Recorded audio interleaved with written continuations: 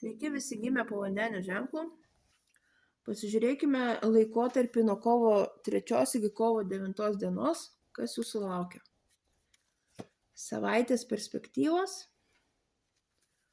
ko vengti ir patarimas jums. Perspektyvos. Įvykiai vystysis labai greitai. Turit sugebėti prisitaikyti. Nieko nebijokit. Jeigu reikia, kirskit iš peties. Jeigu reikia veltis į konfliktą, velkitės. Jeigu situacija reikalauja labai greitos orientacijos į greito sprendimo, priimkite, nestoviniuokite. Žodžiu, labai laukia jūsų greitas laikas, kuris reikalaus iš jūsų labai greitos reakcijos.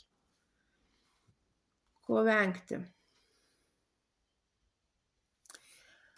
Venkite užmigimo ant laurų.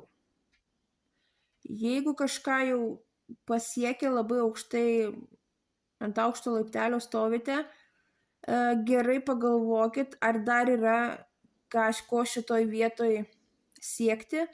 Galbūt jau laikas užbaigti šitą etapą ir eiti tolyn. Patarimas jums. Kartais nebijokite, kad ir prieš tai buvus kortas sakė, kad veikite greitai, bet tuo pačiu, jeigu yra reikalas, pasižiūrėkite į situaciją iš šono. Nepulkit stačia galva. Sugebėkite išlaikyti balansą tarp labai greitų ir ryžtingų sprendimų ir tarp sugebėjimo pasižiūrėti į situaciją iš šono.